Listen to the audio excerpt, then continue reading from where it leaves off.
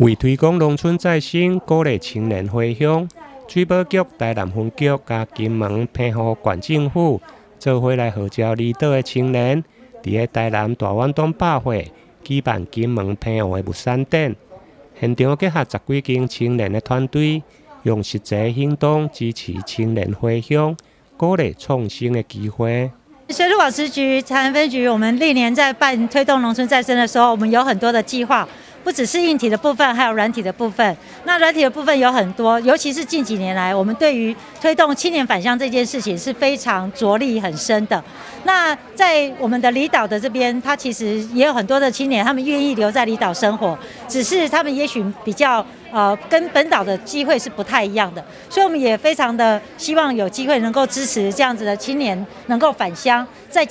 家乡能够有创生的机会。那因此在这次跟我们大圆柏做合作，我们希望说，在现在这个疫情这样子的期间呢，我们也不能出国去，那我们可不可以把离岛的物产带到本岛来，让我们本岛的我们南台湾的这些我们的家庭或者是我们一般的民众有机会来看到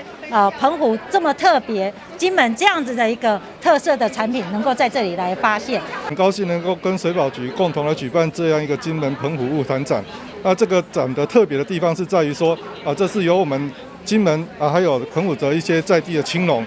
直接过来带着他们的产品来这边做一些展售。那这些产品里面，除了传统物产以外，还有结合很多文创的商品。那我们也希望说，利用台湾大圆柏这样一个舞台，让这些青农能够在这边展售他的商品，让更多的消费者能够来知道他们的努力，还有这些商品的特色所在。那我们也利用母亲节这个档期，刚好是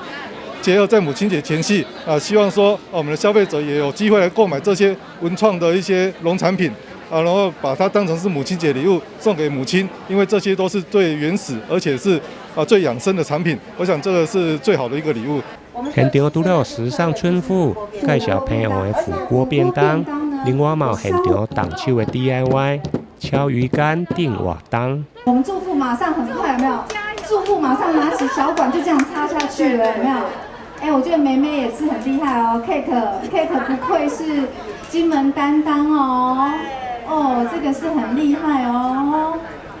你要用摆的让人家觉得一看就觉得哇，这个超吸睛的，超色香味都有俱全。色香味俱全。对。因为疫情的冲击，离岛的旅游嘛受到影响。这届水保局、台南分局甲百货业者来合作，将离岛的农村再生、在地特色物产刷来百货公司展售。这届物产展配合母亲节的档期，将展售到5月15，欢迎民众把握机会前往参观选买。台南新闻引根采访报道。